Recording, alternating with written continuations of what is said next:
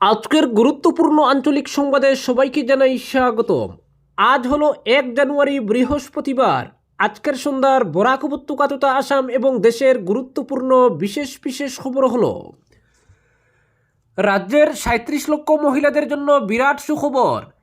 আগামী 20 ফেব্রুয়ারি অরুণোদয়ের প্রতিজন হিতাধিকারী বহাগ বিহুর জন্য অগ্রিম 8,000 টাকা করে পাবেন। এই 8,000 টাকার মধ্যে জানুয়ারি থেকে এপ্রিলের অরুণোদয়ের 5,000 টাকা এবং বিহুর বিশেষ উপহার থাকবে 3,000 টাকা। 30 আসনে প্রার্থী দেবে AIUDF, লক্ষ্য হিমন্তকে আটকানো, বললেন বদরুদ্দিন আজমল। আজ থেকে উত্তর পূর্ব সীমান্ত রেলের নয়া সময়সূচি নিয়মিত করা হলো 20টি নতুন ট্রেন চলাচল। সময় এখনও আছে, প্রার্থী বাছাইয়ে তাড়াহুড়ো নয়, বললেন অতুল বোরা।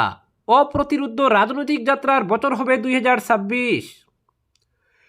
ডিজিটাল জনগণনা, আজ থেকে প্রশাসনিক সীমানা ফ্রিজ। দিনের আলোয় টাকা ছিনতাই করতে গিয়ে জনগণের হাতে ধরা পড়ল ছিনতাইবাজ। মতিনগরে ভুবন পাহাড়ের পাদদেশে মৃত বাঘ উদ্ধার, এলাকা জুড়ে চাঞ্চল্য। বঙ্গাইগাঁওয়ে আমসুর নির্বাচিত সভাপতি ইমতিয়াজকে করিমগঞ্জ জেলা কমিটির সংবর্ধনা। এবং সর্বশেষ খবরটি হলো, কেরল থেকে উদারবন আসার পথে বিহারের ট্রেন দুর্ঘটনায় মৃত্যু, ঘরে ফিরল নিথর দেহ। শোকাবহ পরিবেশে শেষকৃত্য সম্পন্ন লাঠিগ্রামের যুবক হাতিফুলের। এবারে শুনুন বিস্তারিত খবর। বিধানসভা নির্বাচনে রাজ্যের 30টি আসনে প্রার্থী দেবার সিদ্ধান্ত নিয়েছে AIUDF, লক্ষ্য হিমন্তকে আটকানো। এমনটাই জানালেন দলের প্রধান বদরুদ্দিন আজমল। তবে তিনি কংগ্রেসকে ডুবন্ত নৌকা এবং অখিল গগৈ ও লরিনজ্যোতি গগৈকে খালি ডাব্বা হিসেবে আখ্যা দিয়েছেন। আজমল বলেন, আমাদের লড়াই সরাসরি হিমন্ত বিশ্ব শর্মার বিরুদ্ধে। বিশেষ করে তিনি যেভাবে উচ্ছেদের নামে রাজ্যের এক শ্রেণীর মানুষের বিরুদ্ধে লেগেছেন, এতে আমরা খুশি নই।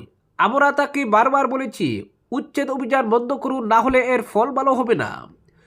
তবে তিনি এটা করছেন না, উল্টো মুসলমানদের বিভিন্ন আখ্যা দিয়ে গালাগাল করছেন। তবে তার এই কাজে পরোক্ষভাবে সমর্থন করছে কংগ্রেস দল। এতে আমাদের সম্প্রদায়ের লোকেরা একটা জিনিস বুঝে গেছেন, বিজেপির সঙ্গে গোপন আঘাত রয়েছে কংগ্রেসের এবং তারা মিলেমিশে এক সম্প্রদায়ের বিরুদ্ধে কাজ করছে। এই চক্রান্ত আটকাতে আমরা সর্বশক্তি দিয়ে নির্বাচনে লড়াই করব।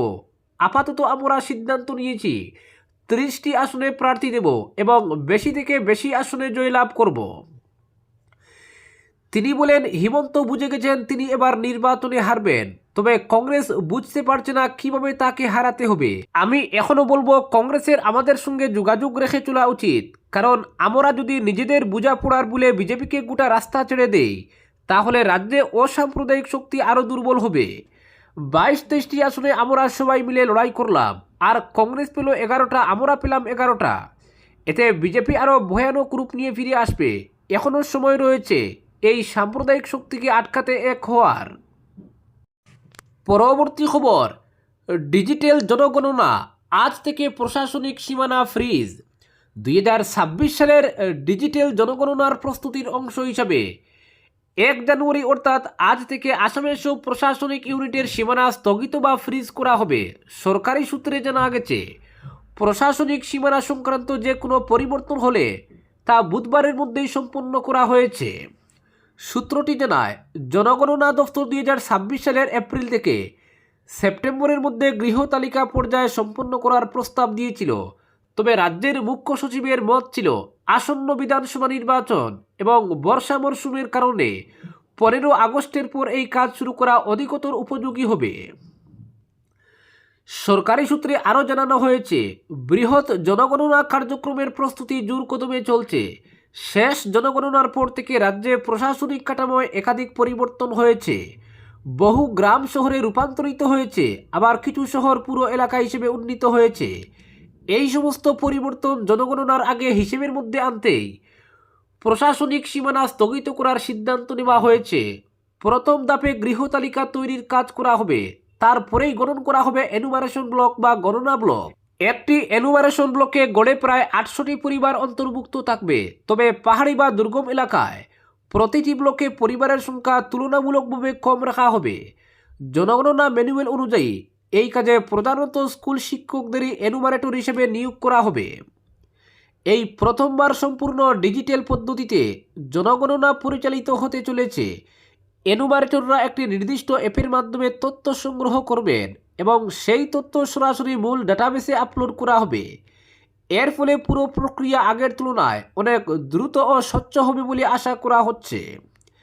আগে জনগণনার সময় কাগজে তথ্য লেখা হতো এবং সেগুলি জেলা সদর ও ঊর্ধ্বতন দফতরে পাঠাতে দীর্ঘ সময় লাগত।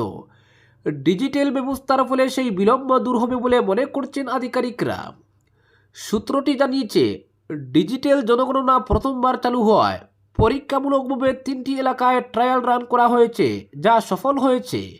ডিব্রুগড়, হাইলাকান্দি এবং কার্বি আংলং জেলার ডংকা মুকামে এই ট্রায়াল রান সম্পন্ন হয়। তবে আধিকারিকরা আশঙ্কা প্রকাশ করেছেন, দুর্গম এলাকায় ইন্টারনেট সংযোগ দুর্বল থাকায় গণনার তথ্য অ্যাপে আপলোড করতে কিছুটা দেরি হতে পারে। তা সত্ত্বেও ডিজিটাল জনগণনা আসামের তথ্য সংগ্রহের ক্ষেত্রে এক নতুন যুগের সূচনা করবে বলে দাবি প্রশাসনের। পরবর্তী খবর, দিনের আলোয় টাকা ছিনতাই করতে গিয়ে জনগণের হাতে ধরা পড়ল ছিনতাইবাজ। ঘটনাটি সংঘটিত হয়েছে বদরপুর পেট্রোল পাম্পের নিকট। দিনের আলোয় ছিনতাইয়ের ঘটনায় এলাকায় চাঞ্চল্য সৃষ্টি হয়।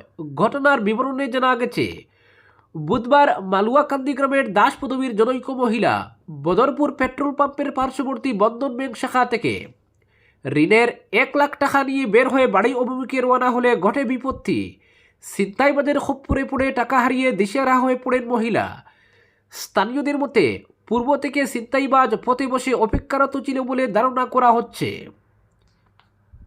এদিন এই মহিলা বদরপুর বন্দাশীল বন্ধন ব্যাংক থেকে 1 লক্ষ টাকা নিয়ে বাড়ি ফেরার পথে বন্ধন ব্যাংকের সামনে থেকে টাকা ভর্তি ব্যাগ ছিনতাই করে অচেনা যুবক টাকা ছিনিয়ে নিয়ে সে দ্রুত পালিয়ে যাওয়ার চেষ্টা করে।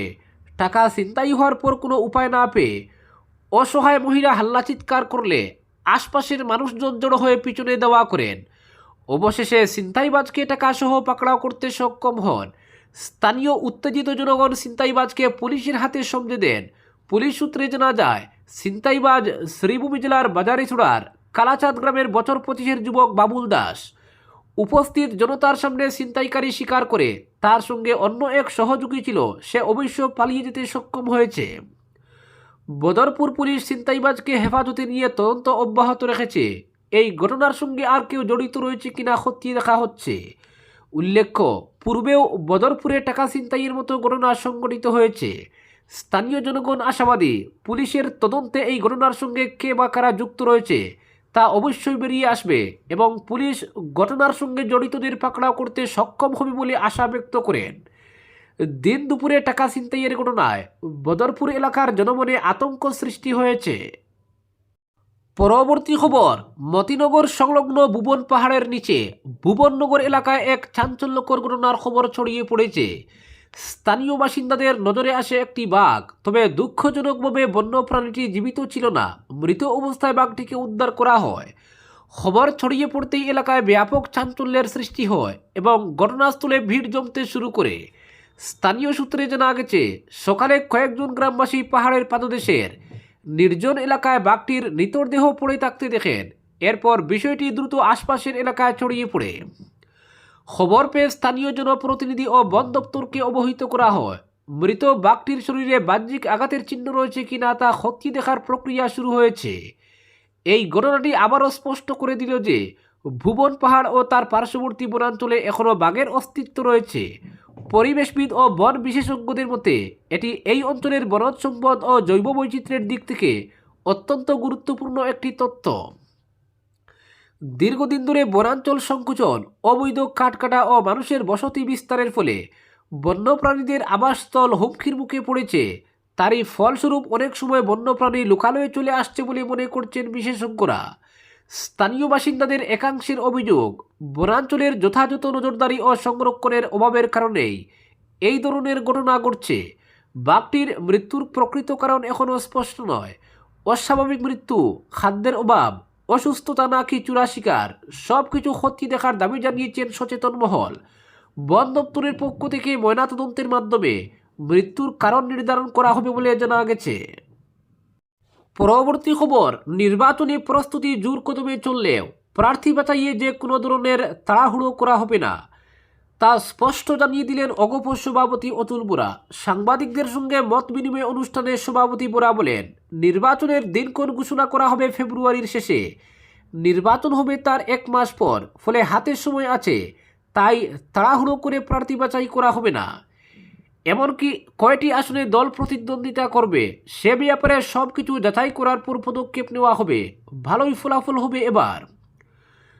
সভাপতি বোরা বলেন, 2025 সালের দলের সাংগঠনিক ভিত মজবুত করার পাশাপাশি জনসম্পর্ক বৃদ্ধি করতে চেষ্টার কোনো ত্রুটি রাখা হয়নি।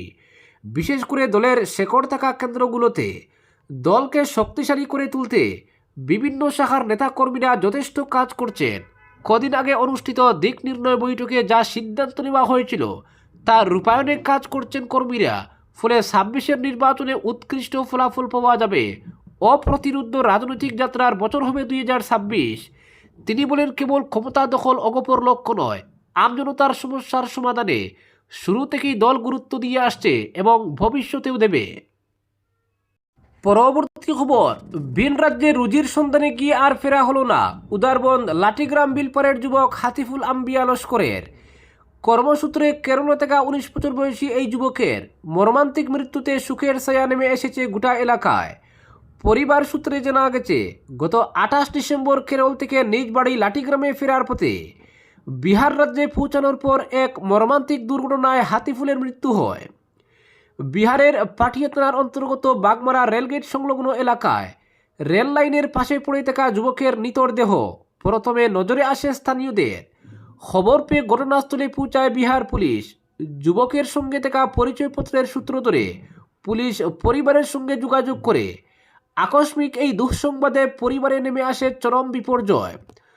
দ্রুত ব্যবস্থা নিয়ে পরিবারের সদস্যরা অ্যাম্বুলেন্সে করে বিহারে পৌঁছে হাসপাতাল ও পুলিশের কাছ থেকে মরদেহ গ্রহণ করেন। দীর্ঘ প্রক্রিয়া শেষে 31 ডিসেম্বর বেলা 1টা নাগাদ হাতিফুল আম্বিয়ার মৃতদেহ নিজ বাড়িতে পৌঁছাতেই কান্নায় ভেঙে পড়ে পরিবার ও আত্মীয় স্বজন।